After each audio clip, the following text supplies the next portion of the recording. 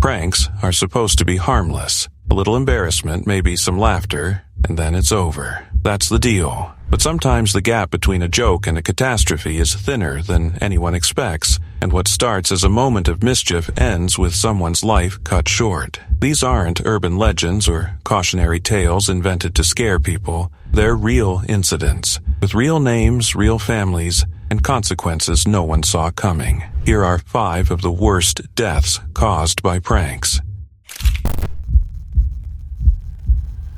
It was the night of March 6, 2024, in Gainesville, Georgia, a small city in the foothills of the Blue Ridge Mountains. The neighborhood on Northgate Drive was quiet, the kind of street where people know each other's cars, where kids grow up and teachers live down the road from their students. That night, 5 teenagers piled into 2 vehicles and drove toward the home of Jason Hughes, a 40-year-old math teacher and golf coach at North Hall High School. They had toilet paper, they had a plan. And according to people who knew him well, Hughes already knew they were coming. Rolling a yard with toilet paper is an old tradition at North Hall, the kind of thing seniors do to teachers they like, a rite of passage dressed up as a prank. Hughes's own family later said he was excited about it. He'd been waiting, watching, ready to catch them in the act. There was nothing threatening about the night. It was cold and the pavement was wet from rain, but the mood was light. This was supposed to be one of those stories people laugh about for years.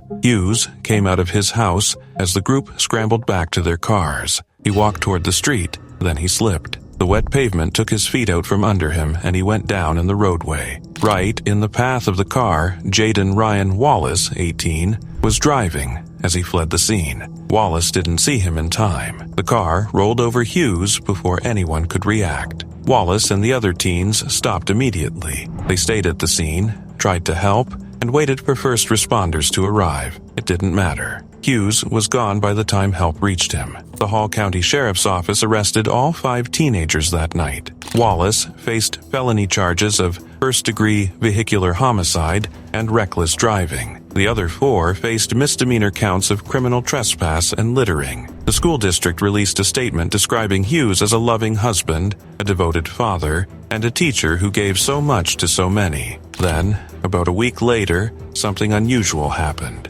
Hughes' own family asked prosecutors to drop the charges. In a public statement, the family said they were determined to prevent a separate tragedy from destroying the lives of the students involved. This would be counter to Jason's lifelong dedication of investing in the lives of these children, they wrote. Wallace's attorney called it exactly what it was, a sad and devastating accident, not a crime. The family of the man who was gone chose to protect the kids who had come to his yard out of affection. The district attorney dismissed all charges, including the vehicular homicide count against Wallace. What remains is the image of a teacher standing in his driveway on a rainy night, happy, waiting to catch a group of kids he cared about, and the brutal, indifferent way the moment ended. The rain didn't care. The pavement didn't care. One slip, and a husband and father who coached golf and taught algebra was gone at 40 years old, on a night that was supposed to be a memory worth keeping. The 5 teens who drove to his house that night came out of affection.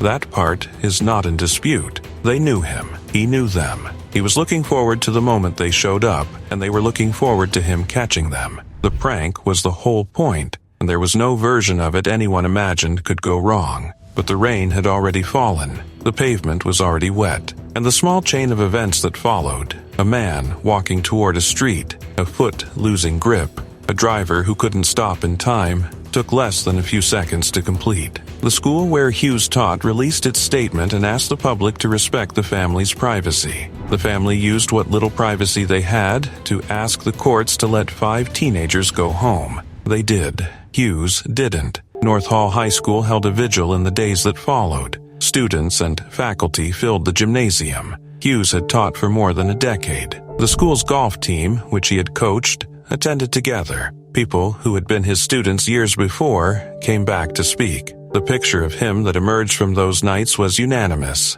He was the kind of teacher who showed up early and stayed late, who knew the names of every kid he taught and most of their siblings, who treated coaching not as a side responsibility but as the same job extended into the afternoon. A neighbor told a local reporter that Hughes had been the kind of person who walked over to introduce himself the day a new family moved onto the block. The Hughes family asked the public to leave the teenagers alone. They asked it directly, repeatedly, and without qualification. Whatever consolation could be drawn from the decision to drop the charges, the family said plainly, was for Hughes himself, who would have wanted exactly that outcome. He had spent his career investing in the same kind of kids who had come to roll his yard. It was December 21st, 2013, in McLoud, Oklahoma, a rural town about 30 miles east of Oklahoma City. Two men sat inside a house that night, and the history between them was not good. Denver St. Clair was 58 years old. Bradley Davis, 34, was his stepson. They had a difficult relationship, and whatever had been building between them finally broke open that evening inside St. Clair's home. What followed sounds, at first, like something pulled from a schoolyard dare. Davis grabbed the waistband of St. Clair's underwear and yanked it up and over his head, stretching the elastic band up around his neck. It has a name most people recognize from childhood: an atomic wedgie. The kind of thing kids threaten each other with, laugh about, and forget. The kind of thing that belongs in a category of pranks so harmless it barely registers as a category at all. But this was not a playground, and the elastic band did not behave the way anyone might have assumed. Davis told the court that he had already knocked St. Clair unconscious before the wedgie was applied. The torn waistband, pulled tightly over the older man's head, came to rest against his neck. It stayed there. St. Clair never came around. The elastic acted as a ligature, pressing against his airway with enough sustained force to cut off oxygen entirely. Davis later stood before a judge and described the situation as like a bad dream. The autopsy was direct. St. Clair had suffocated. The cause was the stretched elastic band of his own underwear, held against his throat long enough to kill him. Davis said he had no intention of killing anyone. He said the fight had gotten out of hand, and the wedgie was part of the rough back and forth between them. He said he didn't believe the elastic would do what it did. Prosecutors charged him with first-degree manslaughter rather than murder. Davis pleaded guilty. The sentence was 30 years in prison. What makes the case so hard to process isn't the violence, it's the name of the thing that caused it: a wedgie. The word itself belongs to a register of language that implies no real danger, the kind of word that shows up in cartoons, on playgrounds, in the punchlines of jokes told by people who've never thought twice about the mechanics of it. No safety manual covers it. No one imagines they need to. And that gap between the word and what the elastic actually did in that house in December is where the full weight of this case sits. The mechanism was simple. Pull a band of elastic tight against a person's throat, hold it there, and the body responds the same way it does to any other form of strangulation. It doesn't matter that the object is underwear. The airway doesn't recognize absurdity. Denver St. Clair had been in a fight. That much is not disputed. But the fight had ended in the sense that he was already unconscious before the wedgie was applied. What finished him wasn't the brawl. It was what happened after, in those quiet seconds when Davis did something that had a funny name, and the body of a 58-year-old man simply stopped. Davis called it a bad dream from the witness stand. The description is not entirely wrong. It has the quality of a nightmare, the way something ordinary becomes fatal through a small shift in context, pressure, and time. But nightmares end when you wake up. For St. Clair's family, left behind in McLoud with nothing but the facts of what had happened, there was no version of mourning that changed anything. Davis went to prison. St. Clair was gone. The piece of elastic that connected those two outcomes had, until that night, never been considered capable of either.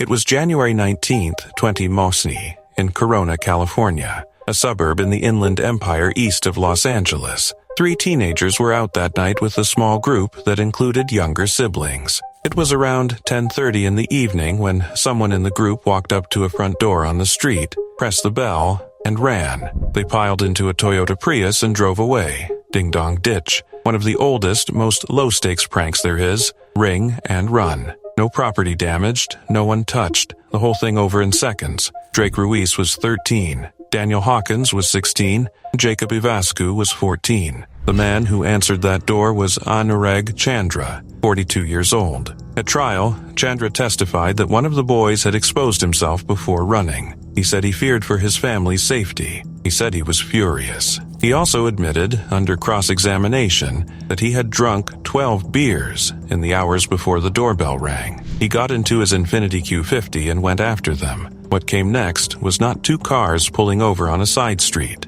It was not a shouted argument through a rolled-down window or a license plate noted for a police report. Chandra drove up behind the Prius and accelerated. He was doing 99 miles per hour when he rammed the smaller car from behind. The Prius had no chance at that speed. Drake, Daniel, and Jacob were killed. Two younger siblings riding with them were also injured and survived. Chandra drove away from the scene without stopping. At trial, his defense argued he hadn't intended to kill anyone, that he was acting out of rage rather than cold calculation. The judge found that unconvincing. In April 2023, Chandra was convicted of 3 counts of first-degree murder. That July, he was sentenced to life in prison without the possibility of parole. He showed no emotion when the sentence was read aloud. The families of the 3 boys were in the courtroom for the sentencing. Drake's mother, Debbie Ruiz, said the families had been robbed of watching their sons get married and of having grandchildren someday. Daniel's mother, Janet, pointed out that Chandra had also destroyed his own future. He would never watch his daughters graduate, never walk them down an aisle. She said it plainly, without drama, as a statement of fact. What happened to those 3 boys that night is not a case where the prank itself carried any physical danger. Nobody in that Prius had done anything that could have hurt Chandra or his family. A doorbell was pressed. Feet hit the pavement. A car pulled away. The entire act was the kind of mischief that leaves no mark on anything. Not on a door, not on a lawn, not on the person inside. It ends when the car rounds the corner. That was always how it ended. Chandra made a choice. He grabbed his keys, started his engine, found the Prius on the road, and drove into it at nearly 100 miles per hour. The gap between a ringing doorbell and 3 dead teenagers is not a gap that closed by accident or confusion. It closed because a man who had been drinking made a decision and followed through on it with his car. 3 boys rang a doorbell and ran. That was the whole of it. The prank lasted a few seconds. The consequences never ended. Chandra will spend the rest of his life in prison.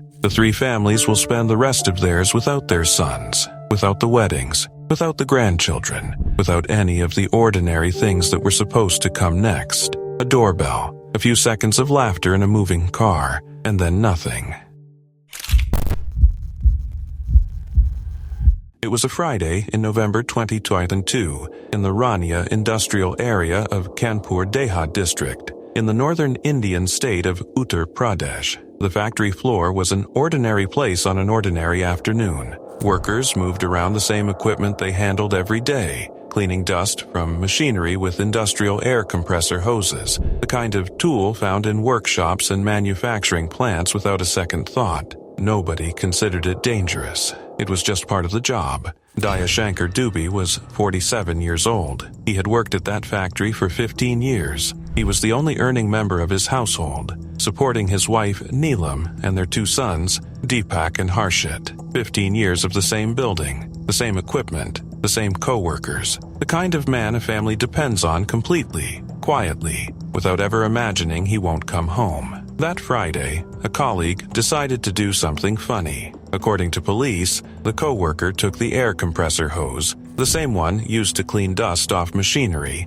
and inserted it into Dubey's rectum. The police statement described it as a prank done for fun. Dubey collapsed almost immediately. Workers around him saw what was happening and rushed him to a private hospital in Kekadeo. He was gone shortly after arriving. The post-mortem examination confirmed the cause. Dubey had died from severe internal bleeding. The burst of high-pressure air had torn through his internal organs. There was no surgery that could have reversed what the pressure accomplished in those few seconds. The damage was too fast and too complete. What the co-worker likely didn't understand, and what most people never have reason to think about, is what compressed air actually does inside a human body. Air at industrial pressure entering the intestinal tract doesn't behave like air entering a balloon. It ruptures tissue. It tears through the bowel wall. It can force air into the bloodstream and drive it toward the heart and brain. The injury it causes is not slow or survivable. The body has no defense against that kind of sudden pressure from the inside.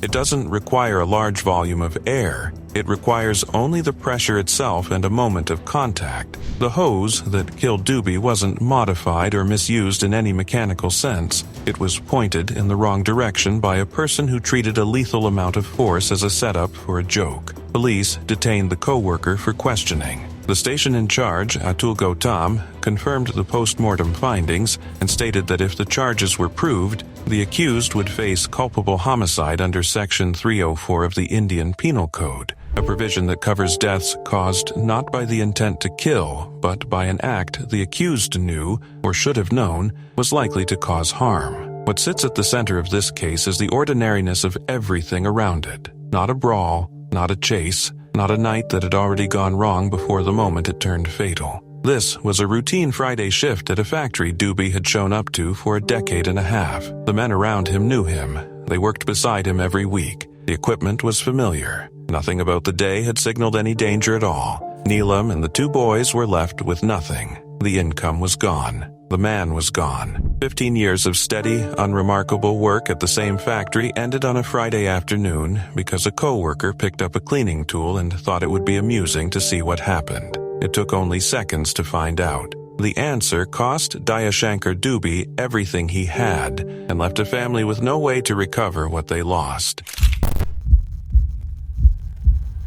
It was a Sunday in October 2011 in Webster, Texas, a city just south of Houston. Sergio Pellico was 10 years old, a fifth grader his uncle described as happy and curious, the kind of boy who asked questions about everything and expected honest answers. His mother, Sarah, was at work. Sergio was home with siblings and an uncle, an ordinary Sunday afternoon in a quiet apartment. Days before, Sergio had watched the news with another uncle. The footage airing at the time covered the execution of former Iraqi leader Saddam Hussein, who had been hanged in December 2006. The images had gone out widely across television news, showing the noose, the drop, the sequence of it. Sergio watched and asked what had happened. His uncle told him Saddam had been a very bad man. Sergio said, "Okay," that appeared to be the end of it. It wasn't. At some point that Sunday, Sergio went into his bedroom, climbed onto his bunk bed, and tied a slipknot around his neck. Webster Police Lieutenant Tom Claunch said afterward that it appeared accidental, that the boy had been experimenting with what he'd seen.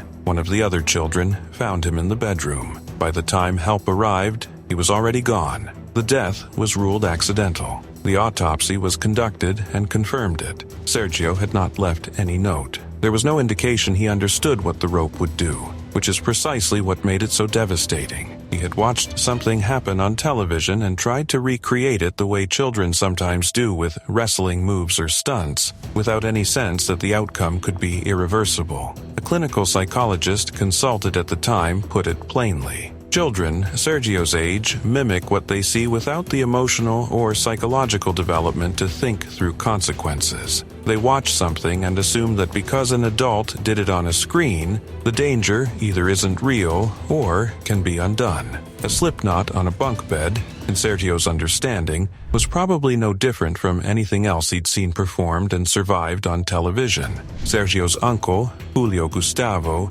spoke to reporters afterward. He said the family was trying to raise enough money to send Sergio's body back to Guatemala for burial. Then he asked a question that has no comfortable answer. They showed them putting the noose around his neck and everything, he said. Why show that on TV? It's worth noting what this case does and doesn't share with the others here. There was no prank being played on anyone else. No target, no audience, no moment of mischief aimed at another person. It was a boy alone in a bedroom, curious about something he'd seen, trying it out. But the gap it illustrates is the same one running through every case in this video. The assumption that something seen or known about couldn't possibly end the way it ended. The rope in Sergio's hands was not a prop. The slipknot didn't know it was being used by a child who meant no harm. It closed the same way it would have closed on anyone. Sara Pellico came home from work to a quiet apartment. She had left her son in the care of family.